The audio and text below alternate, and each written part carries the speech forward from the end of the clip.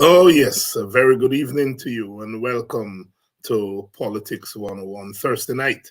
It is day four of the strike, the teachers' strike, and we are going to be talking about that tonight, continuing our coverage of the teachers' strike. Day four, day four of the teachers' strike. Welcome to Politics 101. Good evening to all of you. And I know that you have been following the so many um, live coverage of what's happening on the streets in Guyana. Thank God for social media. We are now able to get those things um, live as they happen. And so we don't have to wait until the news at night to get information.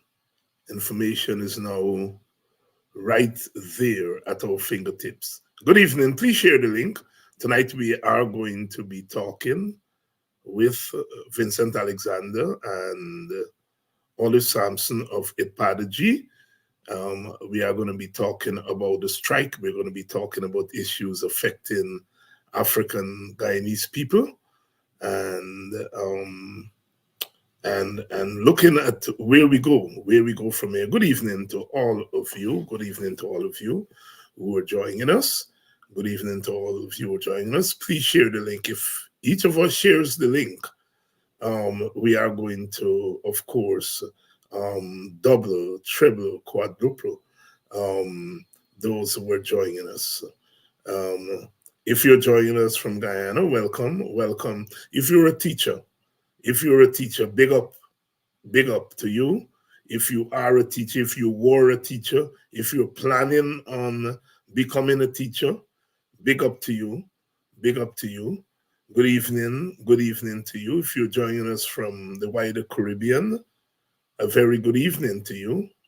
If you're joining us from Trinidad, the Caribbean Union of Teachers have come out in support of the teachers in the Guyana Teachers Union, and they struggle for bread and justice. They struggle for bread and justice because that's what the struggle is for. It's for bread and justice, the right to a living wage, the right to live, the bread, and the justice is the justice for all citizens of Guyana. Welcome to Politics 101.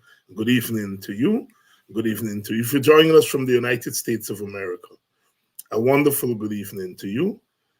Whether you're joining us from Queens, New York, or Brooklyn, or the Bronx, upstate New York, welcome to Politics 101. If you're joining us from Connecticut or uh, Boston out there in Massachusetts, welcome to Politics 101. New Jersey, I know quite a few of you are joining us from the state of New Jersey. Welcome to Politics 101. How about you in Maryland? Maryland, Washington, D.C., Virginia, the tri-state area, Baltimore. Welcome to Politics 101. And of course, our friends down in the southern United States of America, down in the southern United States of America, in Georgia, in South Carolina, North Carolina, uh, Southern Virginia. Those of you who are joining us from Texas, welcome to Politics 101. Of course, our brothers and sisters down there in Miami area, down there in Florida. If you're joining us from Arizona, uh, California, welcome. And of course, those of you in the Midwest, we can't forget those of you in the Midwest, Chicago, Illinois. Those of you who join us from Ohio, welcome to Politics 101. And of course, our friends further north in Canada, we know it's this time of year, it's cold. All the North America, it's cold, but Canada is cold, and we hope the teachers are bringing some warmth into your lives. Um, Those of you who are joining us from Toronto area, Toronto, Ontario, welcome to Politics 101. I mentioned Montreal, quite a few of our people out there, Newfoundland. The Canadians have a funny way they call Newfoundland. Newfoundland is some Newfoundlander. I can't do it. When I was a boy, we say Newfoundland. Welcome to Politics 101. And good night. Good night to all our friends, our brothers and sisters in Europe, those of you who have stayed up to join us from the United Kingdom, from France, Scotland. I know some of our people are there joining us from Scotland, Ireland. Welcome to Politics 101. We're waiting on our guests. We're waiting on our guests.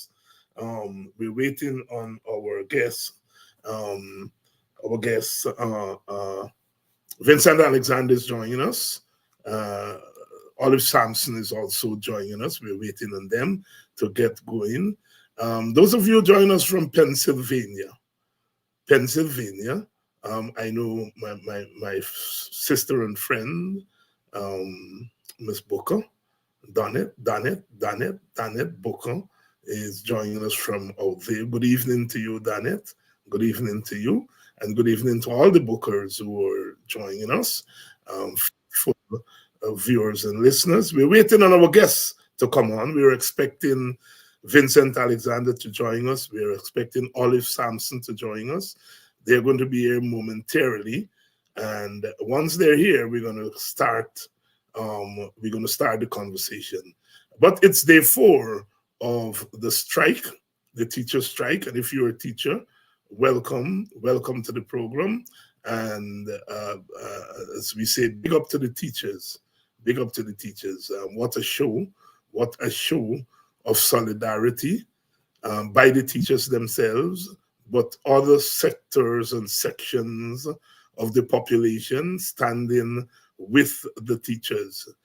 I think the government, the PPP, they were caught, as many of us were, by this show by the teachers.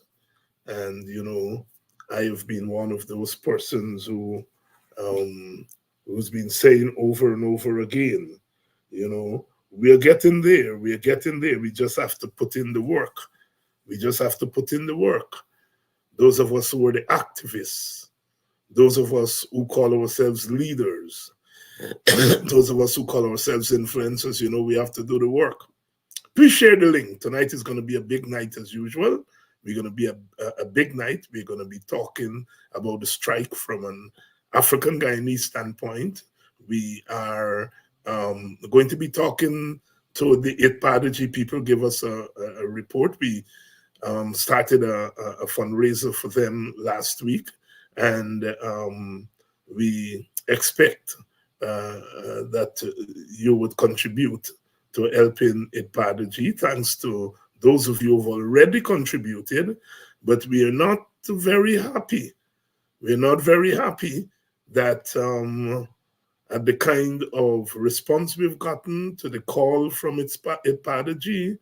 I don't normally say that, but we're not very happy. We hope that you know, you're waiting for payday on Friday to make your contribution to ITPADG. But they're going to be here tonight to talk about the work that they're continuing to do.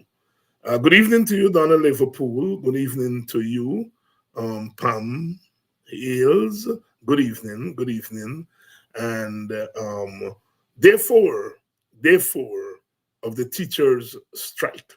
Day 4 of the teachers' strike. We put in the work, we get the results. What we are seeing on the streets, what we are seeing with this strike is the results of work.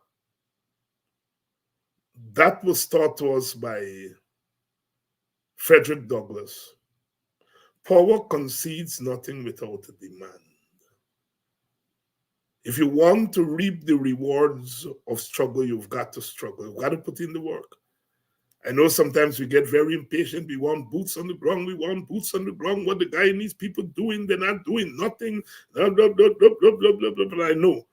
And you all know that sometimes I got to calm you all down and said, you know, this thing don't work like that. This thing don't work like that. Human beings don't work like that. We're not robots. That if David Hines or this body or Aubrey North or somebody said, get out on the streets, people will get out on the street. No. You all know human beings don't work like that. We got to put in the work. And we have been putting in the work. You've got to give kudos to the union leaders. They have been putting in the work. Consciousness is what leads people, you know, to take political action. Consciousness is what leads people to take political action. You know, you got to put in the work. And we have been putting in the work. What we are seeing on the streets, whether it's in Georgetown, whether it's in the Essequibo, whether it's in Berbice, what we are seeing on the streets, it's not something that happened overnight. It's consciousness raising over and over again, and it's tedious work. Sometimes you feel you're not making any progress, and then out of the blues, as we would say, something happens. I think the government was caught by surprise. They really thought that all they had to do was to threaten the teachers. In the first place, they didn't expect the union to go to strike. And then when they were caught with the strike, they felt they could bully their way and threaten the teachers. And you know, that angers me a lot because it's their, first of all, they don't do that to other ethnic groups. Gawu says they call a strike. They do not say to Gawu, your strike is illegal. They don't say to Gawu, your strike is political. They don't tell the Gawu workers, Gawu members, they don't take away their salaries if they strike. They don't deduct or stop deducting union dues for Gawu. All of this that they're doing to these teachers and to the teacher, they don't do it to Gawu. And they don't feel that they can fool sugar workers the same way that they feel they can fool public servants. And so they didn't believe that the union had the courage to strike. And further, once the union said that we're going to strike, they believed that the workers were going to turn their backs on the union. They really believe that. But what they're underestimating is the human capacity of our people. I mean, you cannot be talking about how much the economy is growing. And that is why some of us never deny that the economy is growing. We tell the truth. It is growing. We're not going to deny the government. We know it's not growing because of the government. It's growing because of the windfall we're getting from oil. So we know that the economy is growing, and that is why we keep saying it's growing. And when human beings look around and they realize that this thing is growing, and then you come with a 1.14 trillion budget, you confirm for them that money flowing, money there. And human beings, once they become conscious of that, then they're going to act based on that. The government is caught in its own doo-doo. You want to boast. You want to boast that the economy is the fastest growing economy in the world.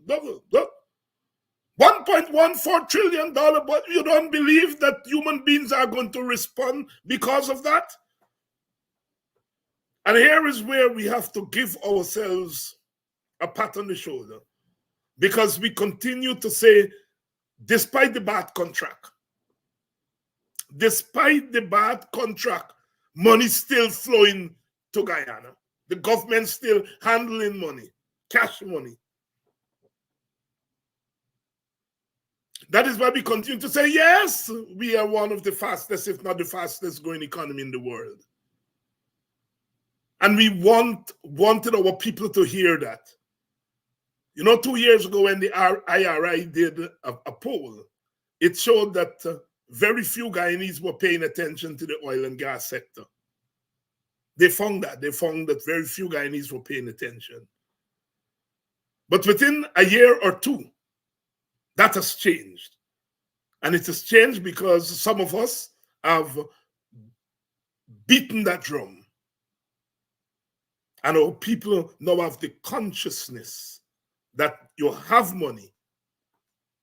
And you cannot tell us, as Jack Dio now is trying to change the narrative about volatile oil prices. Yes, oil prices are not where we want it to be.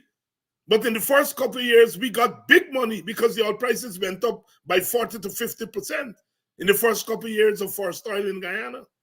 And we draw down. We also got money, unexpected money from the oil, the war, Ukraine war. The oil prices went up because of that, and we draw down. So yes, oil prices are always volatile. Prices are always volatile. But we draw down money from oil that we never expected.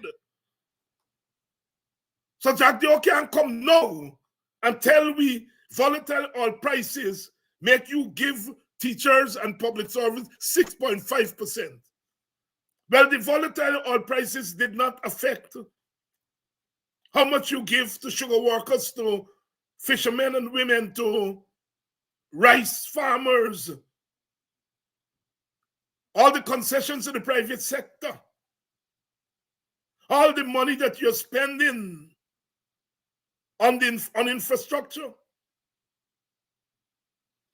The economists are telling us that 80% of this budget or more, but at least 80% is based on procurement, which means money going to people through contracts. 80% of the 1.4 trillion, 1.14 trillion. So we know that we got SARS. We know that we get paisa. And the teachers know that. And so the teachers came out and surprised the hell out of them and surprised the hell out of some of us on our side who believe that Guyanese are stupid, they're going to turn around and take blows and so on. And I said last week or the week before, I said, I hope when Guyanese start come out, some of us on our side don't run for cover.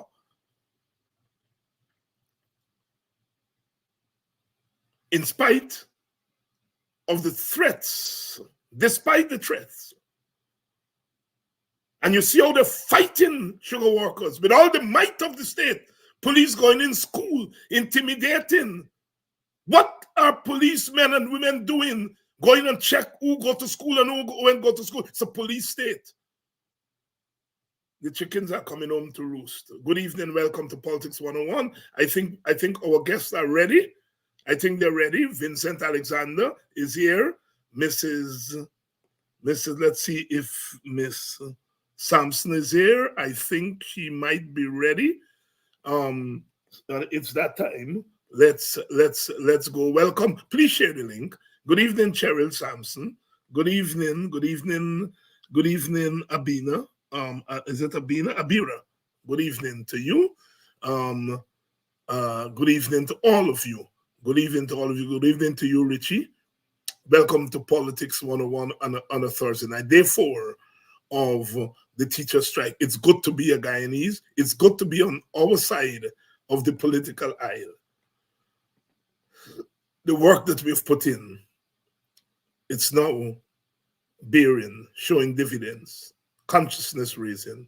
Let's bring in our guest. I know Vincent Alexander. Vincent, good evening. Hi, good evening, David.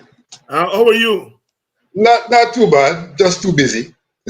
Yes, well, I mean, somebody like you, you're wearing all the various hats. I don't think Miss Sampson is ready for us yet.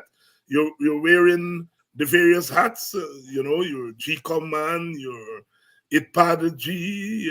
You're not an active politician these days, meaning not an active partisan politician. I understand that you haven't renewed your membership and so on. But yes, we can understand you are in demand. Vincent, straight off, your reaction to this strike. It has just finished its fourth day, is entering its fifth day tomorrow. What are your reactions given all that you've seen in the last 4 days? Well, I want to say I was listening to your comments, and the first point I want to make has to do with this argument of the volatility of oil prices.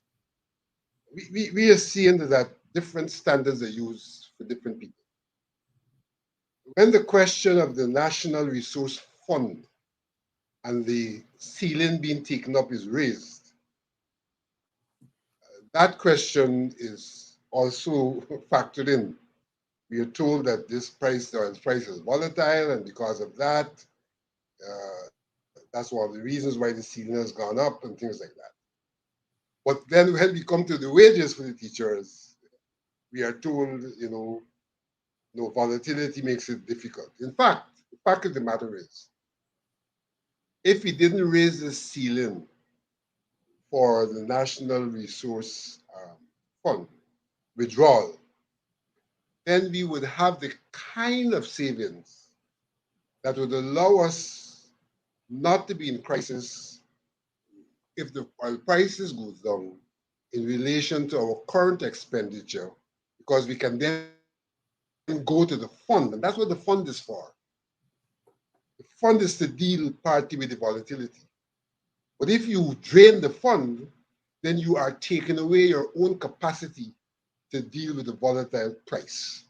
And you're being hypocritical when you say that you can't increase the salaries because of that reason, when in fact the mechanism that was intended to facilitate stability in salaries and so, you have interfered with that mechanism. So that's the first point I want to make. The second point I want to make has to do with the question of Jews. In Guyana, we had something referred to as the agency shop Yes. or the checkoff system. My understanding was that it was a court ruling that brought agency shop to an end. And therefore, what is happening in terms of monies being deducted is a case where the workers have indicated they would like a deduction to be made. It's not the agency shop. It's not every teacher who's paying a Jew. It is those who said we want monies deducted and paid over to our union. And what the government has now decided to do is to not facilitate that. And that's a regular practice. It is done for paying your mortgage. It is done for a whole range of things, where people give the worker, the employer, an instruction that in preparing my salary, you can send so much to a particular place for a particular purpose. And so it has to be a case of vindictiveness that the government has decided no longer facilitating deduction. It's not the agency shop. It's not a question of the constitution and mandatory deductions. So we can see clearly that this is an act on the part of the government to try to break the union. In other words, the government is acting in contravention of our constitution, which provides for people to have freedom of association, for unions to represent people, and we are seeing that they are trying administratively to break something that has constitutional protection. So that's the second point I want to make. The third point I want to make is that this country is affected by what I will call insidious racism. Insidious racism. We know that the public sector, for historical reasons, is largely manned by people of African descent. And I'm being very careful here. It's largely manned by people of African descent, historical reasons. The PPP's attitude has always been that the public sector is parasitic and that the people who are worthy are the people involved in direct production. It's partly out of a Marxist issue of who produces and who doesn't produce.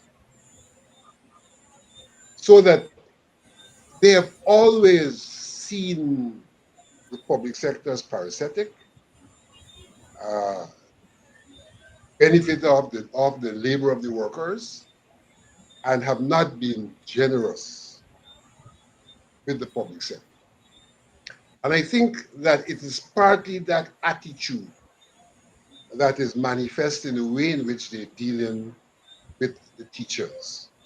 And I call it insidious racism because it is affecting, whether we like it or not,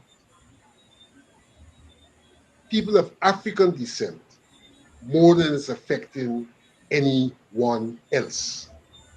And so there is an insensitivity as to the constituency which is being affected by a disposition which seeks to say that the people who produce are the ones who should really be the beneficiaries, and the people in the service sector, the public sector in this instance, are really parasitic and the one who should not be taken into consideration as production goes up because they're not themselves the ones who are producing.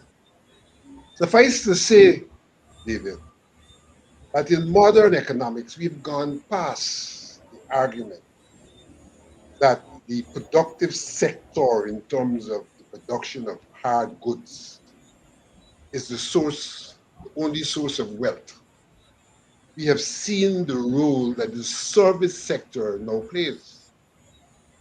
And for that reason, even in terms of a definition of development, United Nations has gone beyond GDP, which is how much more you're producing, so to speak, and now factor in issues like services. Uh, what is the result of the education sector? What's the result of the health sector, and the service sector at large? So they are integral to production because the workers will not be able to bring to bear the skills for production if it was not for the education sector that equips them and for the health sector that keeps them healthy. And so we have to see things a little different from the original disposition which says, these people are parasitic. They're integral to production and should be considered in a similar manner in which those who are involved in the direct production of goods are remunerated and are rewarded. So those are the three initial points I would like to make. That we have a situation where on one hand there is insidious racism. It has to do with an attitude towards working people, in this instance in the service sector, that there is hypocrisy in relation to the situation with the volatility, because the fact of the matter is that the treatment of the National Resource Fund is a clear reflection that they are not preparing to deal with volatility in relation to wages and salaries which should be granted to workers. They are going into the fund in a manner that does not allow, when there is volatility, for that fund to be reverted to the stability in the public sector.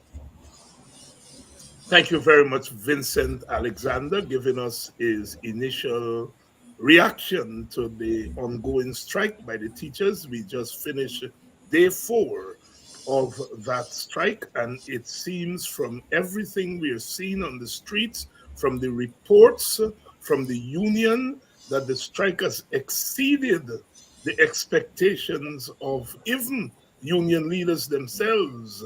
And from all intents and purposes, for all intents and purposes, it is it has been a successful first 4 days of the strike. Let us bring in our second guest, Olive Sampson, who is the CEO of IPADG, among other designations, because she's active in other organizations.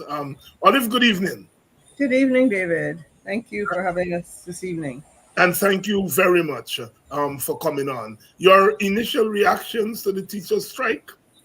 Um, my initial reactions are that they are, I think, they really make us feel proud for their discipline, their determination to achieve justice, right? Particularly, I guess, from the position that I sit as a child of a long line of teachers, and knowing that the importance that teachers have played in my life and their absolutely central role in our nation, in any nation. When we think to development, when we think of the future that we would like to see for Guyana, there's absolutely no way that we would achieve that without the work of teachers and the things that they're doing. And so that they care enough about their profession that they have not abandoned it,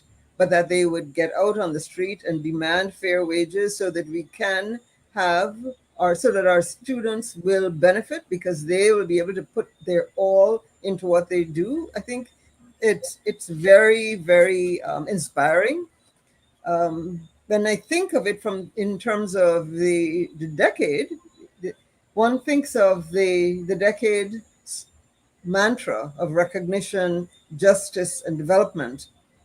And it encapsulates all of that. And even though our teachers are of all races, they're Amerindians and they're of East Indian descent and they're African Guyanese, um, the questions for us as we look at it are, how does this help to address how are teachers speaking to the issue of justice with respect to people of African descent?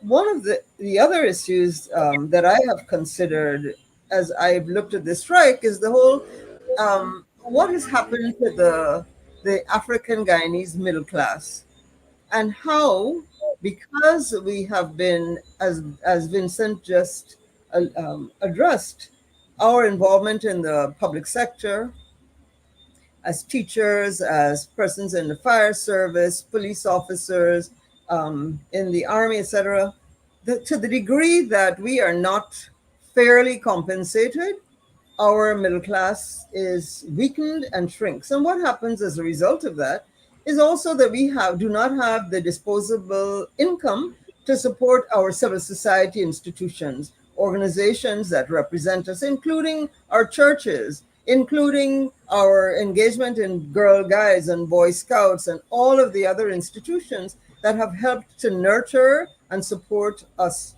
as a people. And so in their coming out, they're also taking a stand for the preservation of our economic status within the society and our ability to fund and support the things that are important to us. And as I pointed out, our churches, because if you speak to pastors, their churches are failing, not failing, but they're certainly not as robust and thriving as one would wish, because the persons who attend churches, the congregations, don't have the funds to make it. And so, what I think that the teachers are doing is noble. I think that they are making sure that the sanctity of the strike, the sanctity of labor rights, are being protected, and that is critical. Thank you very much, Sister Olive, and giving us your initial reaction to the teacher strike. I As you notice, my head was down and I was reading a news story just flashing here by Demerara Waves, where Vice President Jack Dew has said that the GTU cannot account for dues collected, and they have not presented an audited report of their funds. Now, the two of you would be familiar with that.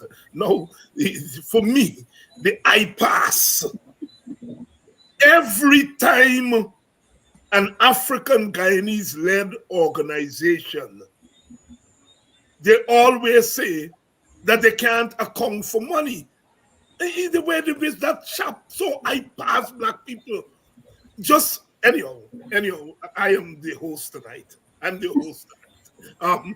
Olive, since you're on the floor, are you surprised that at that coming from Jack Dew? Actually, no. I had hoped to listen to the press conference today just so that I could hear the vice president's messaging, Yeah. how he would come back at what is clearly a very successful strike. And I am not surprised. This has usually been the tack that he has taken with respect to our community. And what I want to say is that, you know, we, on the other hand, are aware of the huge issues that this government confronts with respect to really taking care of the finances that are put at its disposal as the operating arm of the state. And one immediately remembers what happened with the $214 million that was due from Exxon that was suddenly became $3 million, and one person got a slap on the wrist and we moved on. Right? So the government itself has not shown itself to be the steward of our resources that we would wish. So, constantly attacking Black people, criminalizing us at every turn to make the case that Black people are criminal and that we are irresponsible. And that trope, I think, has been overdone, and it's quite ineffective. And so that he chose to go there is not surprising, but Vincent?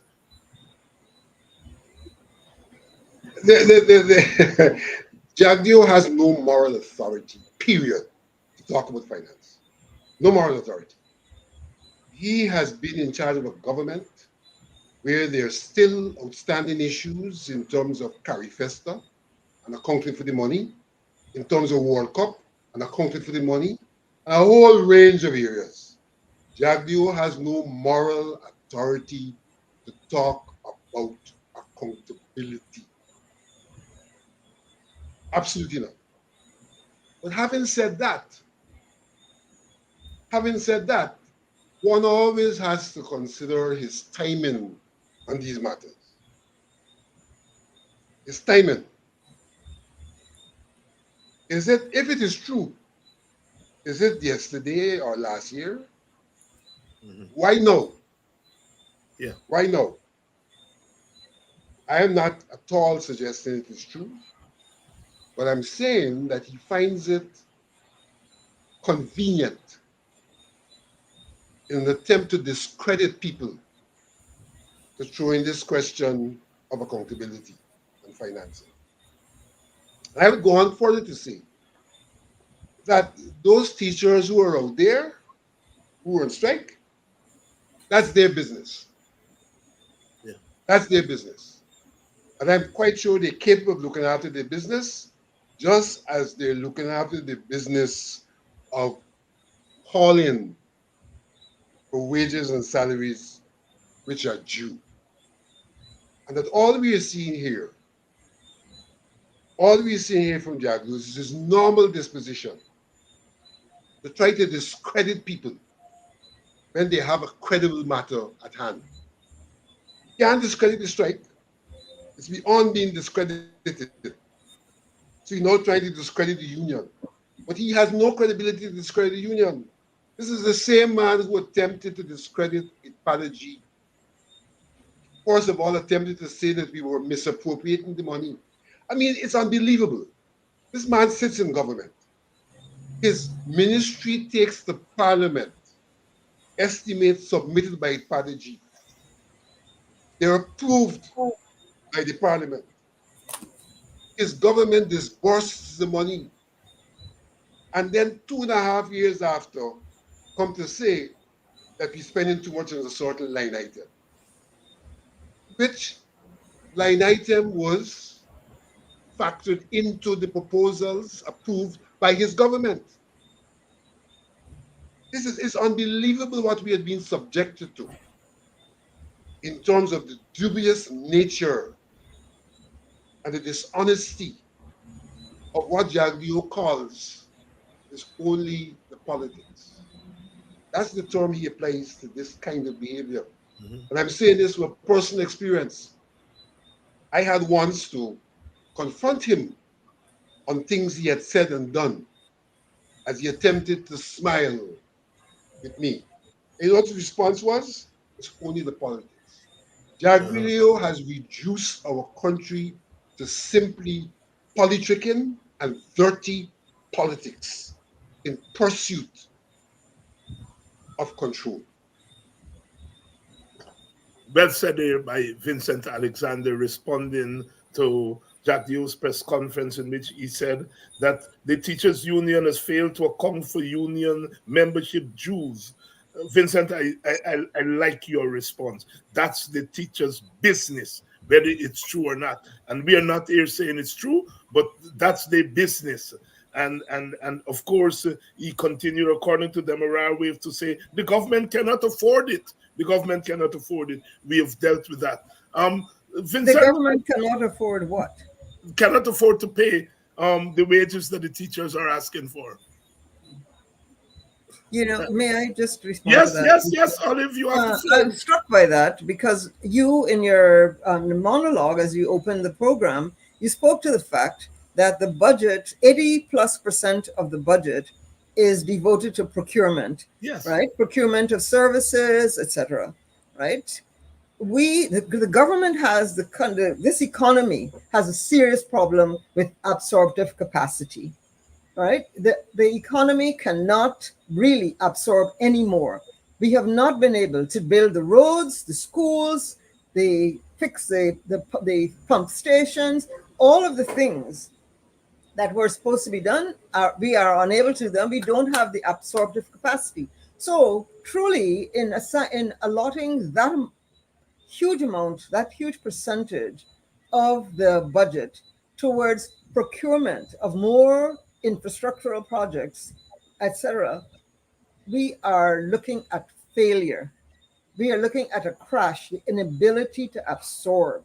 So it is really easy at this point to take the corrective action and to do more human development, because human development is the foundation by which you increase absorptive capacity.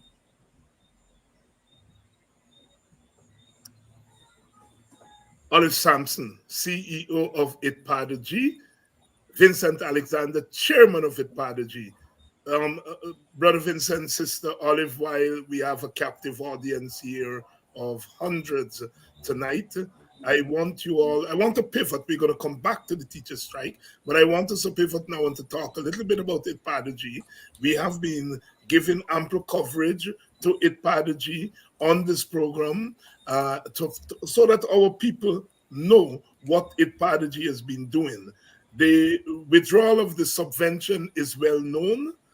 In the budget, the subvention is there. Last year, they did what they wanted to do with it. They did not give it to ITPADG. This year, the subvention is there. There's no indication that they are going to turn it over to ITPADG. Yet you continue to carry out your mandate. You continue to do the work. And I think that is instructive, because what it shows is that you are committed, first of all, to do the work. To do the work. The subvention that was in the first instance given by the Grange administration was really a small gesture to the Ipadagy, and to the recognition by the United Nations of the decade. It was by no means any kind of money given to Ipadagy to go do this and to do that and all of that. It was a small gesture to really facilitate the larger mandate of the United Nations. And so, therefore, the fact that they've withheld the subvention and you've continued to do the work, I think, is a clear indication that your intention is not to grapple government money, as we would say in Guyana, and to do your own thing. Is that there is a facilitation that you are doing on behalf of the more than 60 organizations that are affiliated with Ipadagy. And so I want you to talk a little bit again about the work that you continue to do and why that work is important and why that work should continue. We started to do our little contribution here in Politics 101, and some of our viewers have answered the call and they've made donations to help you to continue to do that kind of work, because we feel that we should not allow the government to stymie Ipadagy's work, because that work is so important to our community. So, Olive, I want to start with you. Have you been able to continue to operate at the same level as you operated before when subvention? Yeah. Well, first of all, David, if you don't mind, I'd like to pause at this moment to just say thank you. I want to say thank you to you for being so passionate in your request for support for Ipadagy, and to thank your viewers who have contributed, and for those who actually contributed via online mechanisms, but actually two persons came to our office as well and brought donations. And so we just want to really express our appreciation to you and to your viewers for your support. It's truly needed and very, very much appreciated. We have not been able to keep up at the same level, and I'll give you an example. One of the critical projects that we have continued to support, but not at the level that we wish to, are two night schools that we were supporting from 2020 because they had existed prior to the change in government. At the change in government, the funding was stopped. One of them is in Sophia and the other is in Kildonan. Both are programs to help persons who were not able to finish high school for whatever reason, people who needed to get their CXCs, people who wanted to enter UG but needed to get English and math, just giving people a second chance. These are second chance learners. And we supported, so the subvention that the government said did nothing to help Black people part of it went to support those two night schools from 2020 on. Since our subvention has been cut, we have tried to raise funds, and we have kept up sending whatever we can to those two night schools. We have written a proposal that we have submitted to an international organization to seek funding, because we want to make sure that young people who are showing an interest in wanting to go back to school, to prepare for a career or to be in business or whatever it is they choose, that they have that chance. And so the night schools are critical. And I'd like to just make a plug to this listening audience for their support for the two night schools. Our support to them when we had the subvention ran at about 440,000 Guyana dollars per month. It's not really a full payment for the teachers, it's a stipend. These teachers have continued to work even without being paid because they're committed. But these are young people with families. They have to feed them. They have to find their transportation to and from that night school. And you know, I don't know, some of them may have to pay someone to help take care of their kids while they're doing that. I'm not sure, but they do have their expenses. We are grateful to them. And I want to say that while we're on the show, to those teachers who in Kildonan and Sophia have continued to work, we need to make sure that they are paid. So that is one thing. We have done a lot of work over the years with organizational development, working with organizations to help them so that we can build their capacity to run an efficient organization, an organization that can ultimately be prepared to seek grant support anywhere. So they would have been registered, they would have you know, minutes being kept, bank account, all of the things that really build strong organizations. So we continue to do that. We held such a training program. We held two training programs of that nature over the last 2 weeks.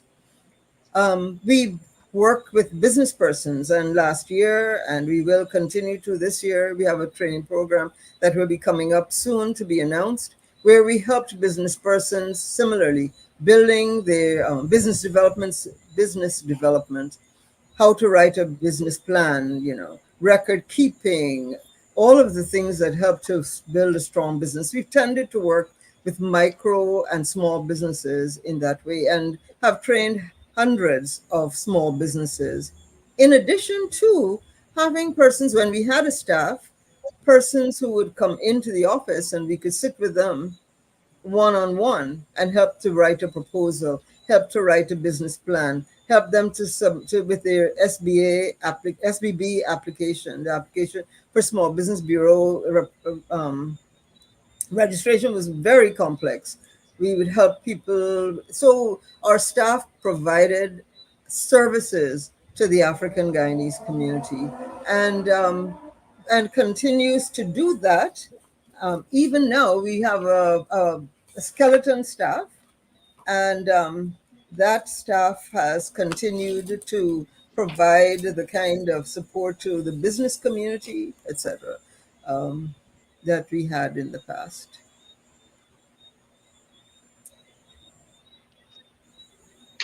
I think we may have lost David. I don't know, Vincent, if you'd like to add Vincent, anything. is there anything you would like to add there? I Um, think the first observation I want to make, I have a document here, Hmm. Budget 2024 at a glance. Yeah. In that document, under culture, sports, and arts, is an item which reads 100 million to support activities associated with the observation. I repeat that, the observation of the International Decade for People of African Descent. The very word observation tells a story. The United Nations has declared a decade that's intended to redress historical deficiencies, wrongs, absence of recognition, absence of justice, absence of development. And here's the government in responding to that declaration, which went on to say that what is required is institutional and legal rectification so the people of African descent can come to the table equally. Here's the government referring to that task of refashioning your institutional framework, of legal reform as an observation, observance, as an observance. We're not into an observance of a decade. We're into work of a decade. And so the very use of the language of observance tells you a story of a disposition of the government to a declaration and a resolution which is signed on to. And therefore, it is not surprising that we given 100 million, which our understanding was intended to establish a secretariat that would then work with the people for the purpose of empowerment and would interact with the government for the purpose of institutional and legal reform. That was the purpose for which the money was given. Under no circumstance could 100 million be considered a sum sufficient to be given out meaningful grants to organizations. Bearing in mind that meaningful grants do not necessarily address the question of institutional and legal reform. You could get a grant, you could do a project, but if the legal framework in the country doesn't change and the institutional framework doesn't change, the people remain in exactly the same position at the end of the project because the environment, the equitable environment for equalization still would not have been put in place. And so we need to understand really what has happened in terms of this decade. This decade has not been treated as a period when there's supposed to be reform, change, enhancement, and betterment. It's been treated as a period when you can probably have some handouts, make people feel nice, but they remain essentially in the same socioeconomic condition that they were in at the beginning of the decade. Suffice to say that given 100 million in comparative terms also shows that you're not serious. You know, for Heritage Month alone, the Amerindians are getting 147 million. Heritage Month. Month. Africans are getting, and we got a Heritage Month too in August. Yeah. We are getting 100 million for the year. I'm not saying the Amerindians should not get 147, not contesting that. Right. I'm just showing the level of seriousness attached issues related to the African people. That you can give them 100 million and then tell them that they must have a proper secretariat. Because if you go to the Amerindians again, you will see they have a secretariat, and it's far more than 100 million their secretariat. But we mustn't have a secretariat that gets 100 million. We mustn't have the manpower in place that can then work with the community. We should get this money and share it out in grants, which turns out to be chicken feed if you were to share it out as grants and not impacting our community the way in which the decade intended our community should be impacted. There is no program the government has developed in relation to the people of African descent, as is required of the decade. And as a consequence, there's no report that they've submitted to the United Nations, as is required of them as signatories. They have not even attended the forum. When the forum for the permanent forum of the people of African descent assembly in the first instance, government was absent. The second forum, they were again absent. They then went to the United Nations, where the General Assembly met to defend their non-action and to contend the people of African descent are on the same level with others, and therefore there is no need for special action. That is what we are faced with. But as has been said at the inception, we are soldiering on with many of our people being volunteers. The people who they accuse and attempt to say they want big salaries, well, that in itself was a mystery. Between the coordinating council with Prodigy, which does not benefit in any way from any monies that Prodigy gets, and the professional staff, those people who are being paid were not the people who designing the programs. They're not the representatives of the people of African descent. They are professional staff.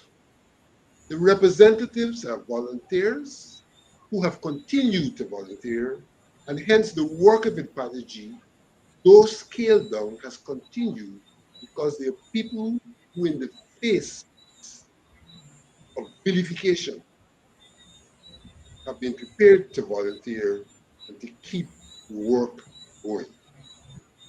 To keep the work going, Vincent Alexander. The picture you're looking at there on the screen, it was a picture taken shortly after President Granger announced the subvention for the setting up of the Secretariat at the annual Coffee 250 State of the African Guyanese Condition. It was at that annual conference, I think it was in 2016, that he made the announcement.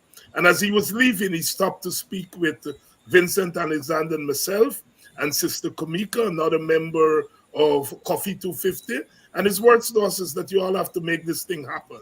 And we did make it happen. The Secretariat was set up, and today we have it part of G. And it has really made a contribution to the work in the African Guyanese community. A picture tells a lot. It tells a lot. He challenged us. Not only made the announcement, but he challenged us. As we say in our community, God bless David Granger for his insight, because when he made that announcement, he made the observation that the decade had started and we hadn't done anything substantial in the African Guyanese community. And as the president, he aligned his government with it. And he didn't set up and control it.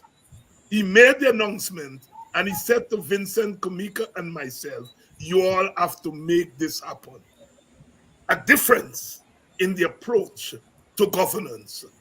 He didn't seek to control it. He said, you all have to make it happen.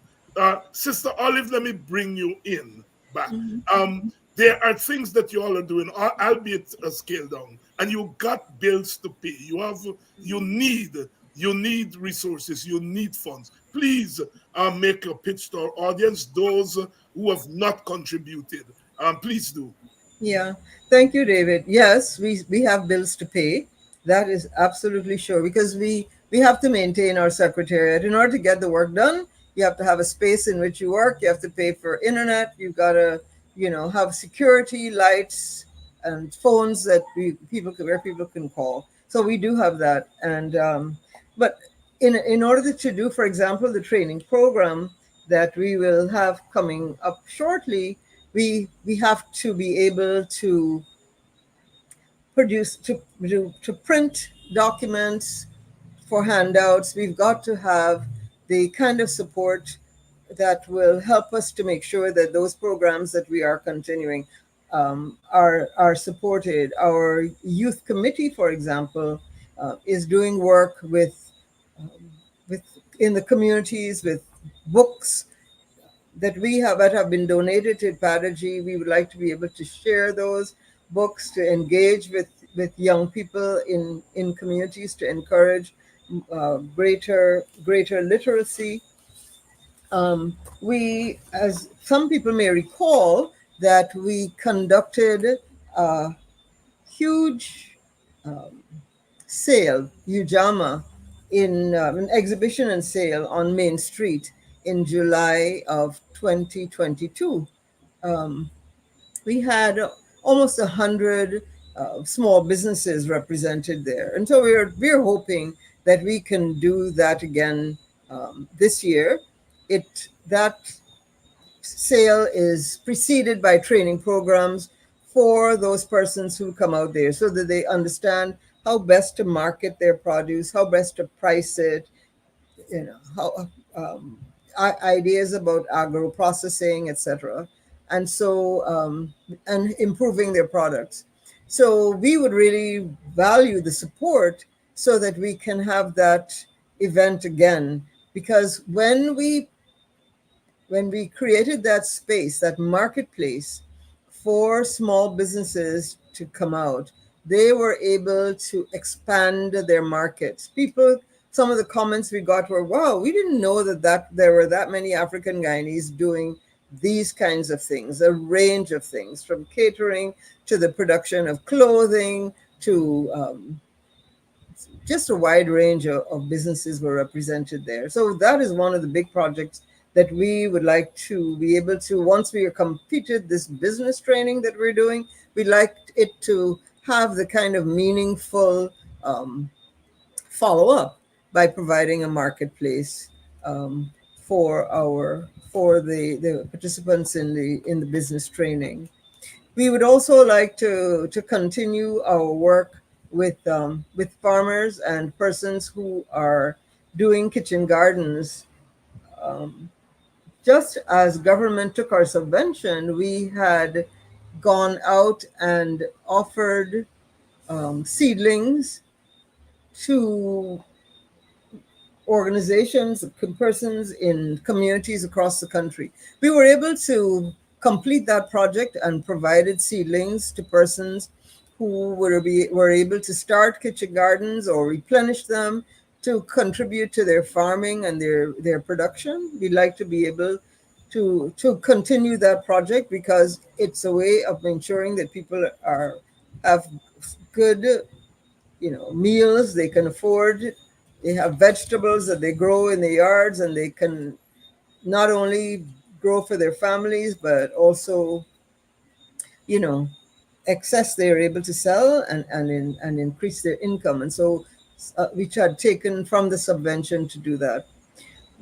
Just in June of 2022, we concluded some of our organizational development training. As I mentioned, that training included helping people to get to the point where they could apply for grant funding from any institution. And one of the first places that we created an opportunity for them to apply to IPADG.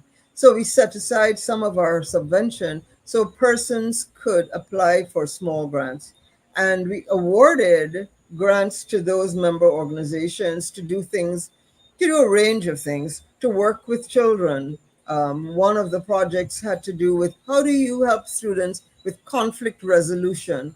They were going to use puppets and other theatrical experiences to help students to deal with conflict resolution. So that's one of the things we funded. We funded several of the organizations who were going into poultry rearing, and some of them still do.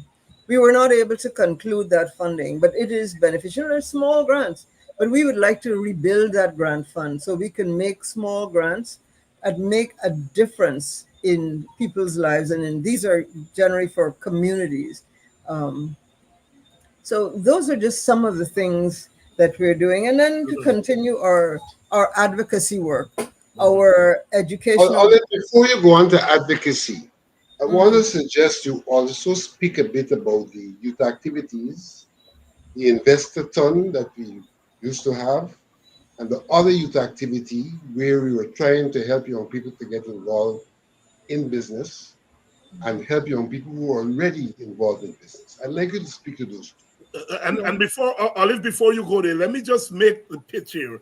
You have the things on the screen there, the Cash App, the PayPal, the Zelle, the PayPal and Zelle are the same. Please, while you're listening, you hear where your contribution would make a difference. Please make your contribution.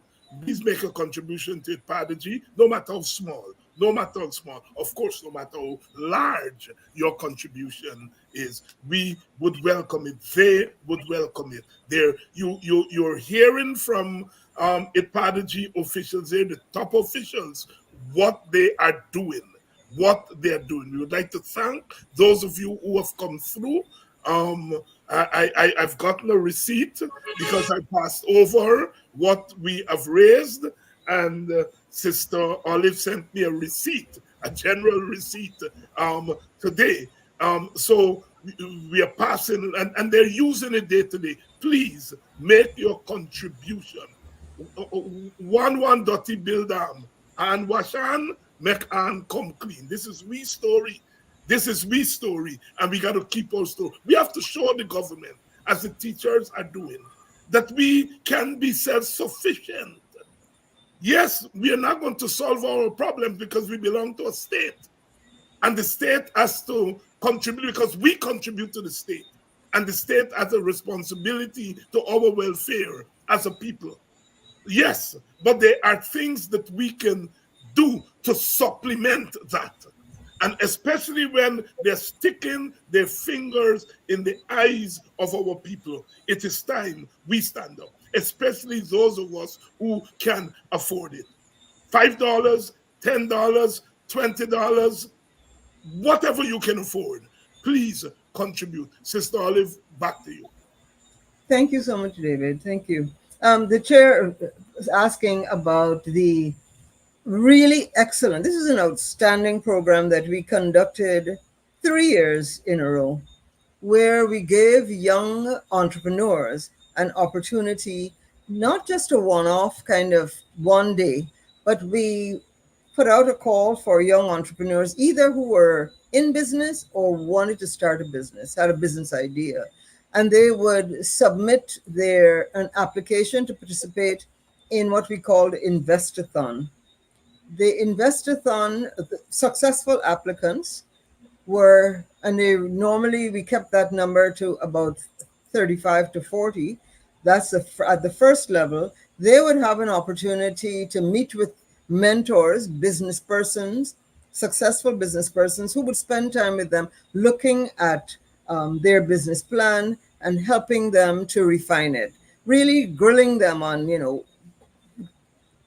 what are you thinking? How are you going to achieve this? Here's something that you need to really focus more attention on, really getting the kind of one-on-one, hands-on assistance that any young business person really benefits from. And so from that initial pool, they would go on to the second stage where through a competition, the judges decided who could go on to the finals, and they'd make their pitch to a panel, and the winning businesses, the winning entrepreneurs got prize money.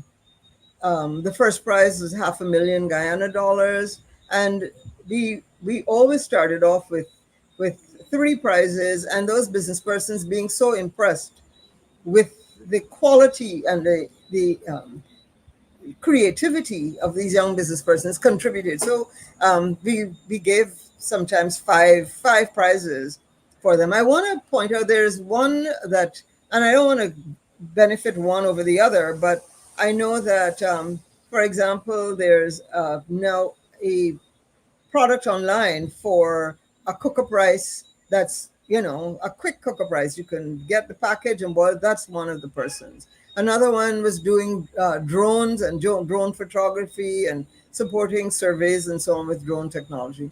Another young person produced feed for chickens and other livestock. And so those young people not only had the opportunity to engage, to be mentored, got prizes to support their businesses. The prize money that they received, they had to say specifically what they were going to do with it. And we worked with them to procure whatever it was. So we didn't just turn over $500,000, but we, went with them, purchased whatever it was, or paid for whatever the service was that they needed, etc. So we know that the money went towards their business development. We would really like to do that program again because it was so valuable. We continue to advertise youth entrepreneurs and others, but young entrepreneurs on our website. One day a week, it focuses on young entrepreneurs. On Fridays, we reach out and we advertise for the entire African Guyanese community, business persons who send us their information. We plug it on our Facebook page. We plug it into on our Facebook page, but we continue to do work with we would like to be able to continue that. That project with the Investathon was always tied to a youth conference. So this entire competition and the presentations were in front of a larger audience. And you, David, recall that you spoke at the last one because we wanted young people to understand that business is not new to African Guyanese, because somehow or other this kind of mantra is out there about Black people and business. But we have always been business persons. We have always been business persons. Our, I always point to what we did in the purchase of the abandoned plantations, the creation of villages, and the setting up of those villages and enterprises within those. And all we need to do is to look across the Atlantic to West Africa, to the vibrant markets that are all across Africa, and the vibrant economies at the local level. I mean, the images of Africa as poor are, again, a part of that entire propaganda that is continually spun to shape our own thinking about ourselves. But we wanted, and you did a presentation that helped persons to really understand our history as business persons. So we don't want that to lapse. We would like to continue to do this project and to ensure that the youth are. Vincent, you had said one other thing. I'm sorry. What was the other thing you wanted? We had the business exposed well to the young people. Yeah, we did. We had for the youth Investor and the expo. Yeah, at the youth conferences, we had the Investathon and we had a marketplace where young people were asked to come and set up and be able to not only exhibit but sell their produce. And that has always been had excellent turnout. We held it one year even at the Arthur Chung Conference Center, and persons were be able to exhibit there and at the Theater Guild. This project started online during COVID. So during COVID, we also had an online program called Spill the Facts. And so as part of Spill the Facts, we did several programs in the run up to that where we had young business people on talking about this upcoming thing, but also encouraging their audiences through their own experiences about getting into business and how to do it. We did a business expo online where we paid for young entrepreneurs to have their advertisements done. The video, we had an arrangement with a videographer and created ads for young entrepreneurs. They got those ads, but they also had an opportunity at a venue to pitch to a larger audience. So, when the vice president speaks to a G not spending the subvention to provide for the African Guyanese community, I think that what he would have liked to see is us to dole out little bits of money all across the community, not build capacity, not strengthen our communities.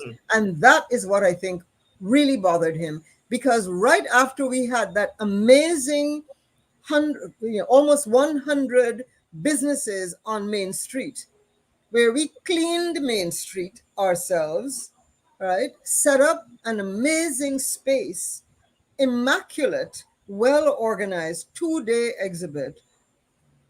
Within a month, less than a month, he got on his press conference and maligned our institution. But David, I just want to make a personal note at this point. We spoke earlier about the commitment of IPADG's coordinating council, the chair, others, the staff who come into work not knowing whether they'll get whatever little we have to pay them. They have to put gas in their cars. They have to, buy lunch, take care of whatever their living expenses are. But the commitment, the commitment to the struggle. And on the personal note that I wanted to say, I have had a long history of this struggle. One of the first jobs that I had in the United States was working for Dorothy Height, a civil rights leader and head of the National Council of Negro Women. I worked for that organization. I understand the Black struggle from many perspectives. And one of the things that I know is that my ancestors stood up and fought, and that is what is expected of me. So every day I get up and devote 12, 15 hours a day to the work of IPADG, and I don't have to be paid for that. What the payment from me is the triumph that I know is on the way. Vincent, you have the last word, my brother. I know it's hard to Wow. follow The fact of the matter is that the Prodigy came out of the African Guyanese community. We are not a top-down organization. We're a bottom-up organization. Our leadership comes out of a bottom-up process. We have been subjected to the kind of meetings and annual gatherings where our leadership is elected or re-elected.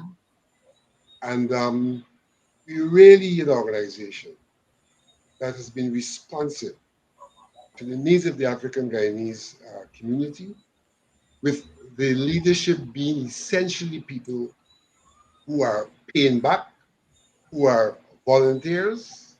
Our CEO, for example, is a volunteer, and I mean, the value could be attached to our CEO is, she's a volunteer. All of our coordinating members are volunteers. We have not mentioned tonight that we've started a credit union. That credit union is alive and it's growing, and people are also encouraged to come and join the credit union. The office is based on North Road, so that's a service we're granting, and that will be a legacy, a definite legacy of the decade, the credit union which we reformed. And I could say people are already, though it's a small credit union, people are already accessing little loans from from that from that credit union. Our work is to embrace the community, to help to lift the community, and what we were getting to, the time was not allowed, was to interact with government so that the environment, from an institutional and a legal perspective, could be rectified in keeping with the Durban Declaration and the International Decade Declaration, so the people of African descent could find an equitable environment for their growth and development. There are things about our history that have to be addressed. We have to be addressed. How our backlands are dealt with has to be addressed. There's no question about that. So that we can be more meaningfully involved in agriculture. How we can access resources for industrial undertakings has to be addressed. There were attempts in the past, the Mortgage Finance Bank, the Agricultural Bank, to address those issues. Those institutions no longer exist. We have to get back to those institutions because they are essential to creating a kind of environment that will allow us to come out of the problems that we've been faced with. Not to forget that the African people of African descent have suffered a trauma from the historical experience. And we also have to do work to overcome that trauma.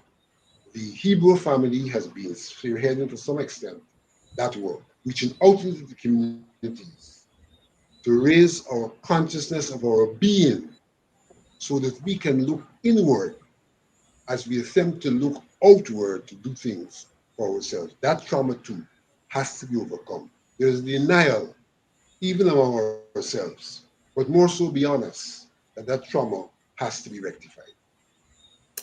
Vincent Alexander here tonight, along with Sister Olive Sampson. And I can tell you about the commitment of those workers. A couple of months ago, I went into the secretariat there, the office, to drop off a contribution from one of our supporters here on Politics 101. And those ladies in there, although they hadn't received their salaries because Ipadaji was in dire straits, they were talking to me about issues that I should raise and discuss on Politics 101. They weren't talking about their circumstances. They hadn't received their wages, their salaries, but they were talking to me about issues that affect our community and our country and making suggestions to me about what we should discuss here on Politics 101. That is what you call selfless work, sacrifices on behalf of our community. Sister Olive, Brother Vincent, thank you all very much for coming on. Thank Thank you for you. giving us the Thank you opportunity. for having us. Yes. Thank you. And please go to Cash App, PayPal, Zelle. Those of you, I'm glad some of you in Guyana made it down to Georgetown.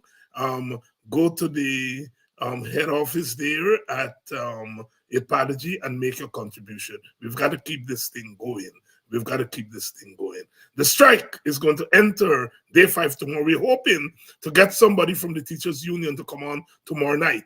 I maybe Sister Coretta McDonald, we're not sure. They're all so busy, but we're hoping to get somebody to come on tomorrow night to give a kind of review of the week 1 of the teacher strike. Continue to support that strike. I see parents are out there, all kinds of support. I'm so proud. I'm so proud to be a Guyanese. I'm so proud to be a Guyanese, and we all should be proud. Not because we want our people to hit the government. No, this is not about hitting the government. This is about standing up for our rights. This is about teachers standing up for their rights, standing up for their families, standing up for their students, standing up for their communities and their country.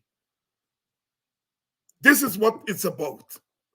This is not about hitting the government. The government is about hitting teachers. But we shall overcome, as they've been singing on the streets, the teachers. Solidarity forever. The union makes us strong. At a time when in the big capitalist countries, we see a resurgence of trade unionism and the rights of workers to bargain through their unions. We saw President Biden going on a picket line with workers.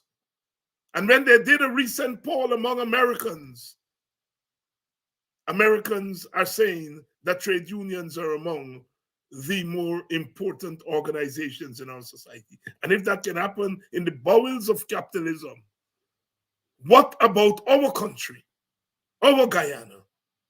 The union makes us strong. Solidarity forever. We shall overcome. We shall overcome. Our workers must get their due reward. And those who are spreading the nonsense that the teachers don't care about their students, about the children, how can you say that when these teachers, they work in the worst conditions? Their schools without air conditioning, without fans. Toilets are bad. And yet those teachers, many females, males, they're males, but many females working in those conditions. How much more can human beings take before they say enough is enough? And enough is enough. Let us support our teachers. When our teachers win what they deserve, the entire community, the entire country wins. We continue to stand with our teachers, all of us, wherever we are, whether we are in Guyana or outside of Guyana. Play our part. Play our part. Play our part. This is what we have been calling for.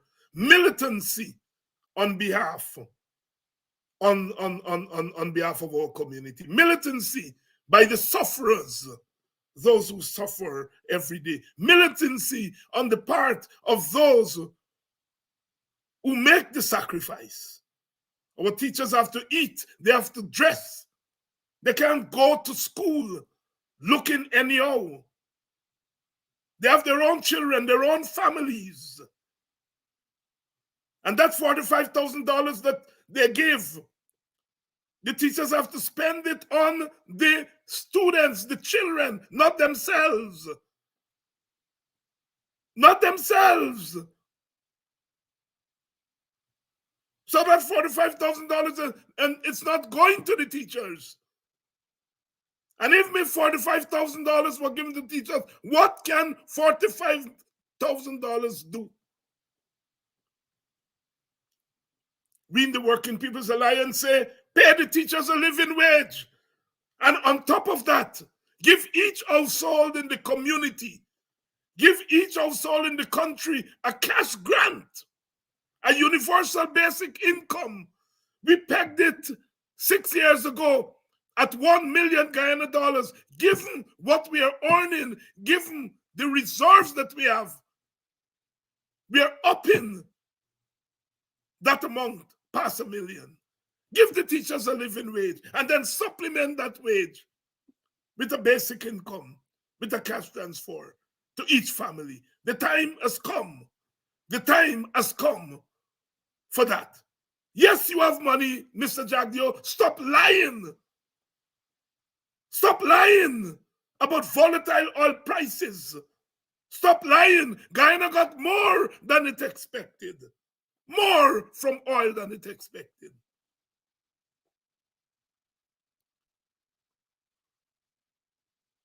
You can afford it. Give the teachers what they deserve. We expect nothing less. And we will accept nothing less. The struggle goes on. The struggle goes on. Because it is out of struggle that progress comes. It is out of struggle that we get our material and our spiritual rewards. We are people too. We are people too. Teachers are people too. Teachers are people too. They are human beings. Our foreparents have sacrificed tremendously in our country. $1.14 trillion. That is not penny money. That is not 3 cents money. 80% of it is going to go in procurement. That is, they're going to use those monies to steer resources to their friends, their families, and as the opposition people say, their favorites. We have to break the back of that. The teachers are leading the way. The rest of us must support and follow. Until tomorrow night, walk good, walk good, sleep good tonight, wake up tomorrow. And if you have some time, turn out, whether it's in the Essequibo and Regina, in New Amsterdam, in Bobis, on the Quarantine Coast, West Bobis, in Georgetown, ground zero. Go out there and lend your support. Put your bodies as a barricade against the onslaught of a mindless, heartless government. You're fighting your teachers, and you say you care because you care. If you care, would you be deducting money from the teacher's salary because they're standing up for their rights? Because you care? If you care, would you be refusing to deduct monies that the teachers are asking you to deduct for their union? Because you care? Because you care? If you care, would you be sending policemen and women into schools to intimidate? You don't care. You don't care. You don't give one damn. And if a government doesn't give one damn, you fight that government. Fight it with all your might. Fight, fight, fight.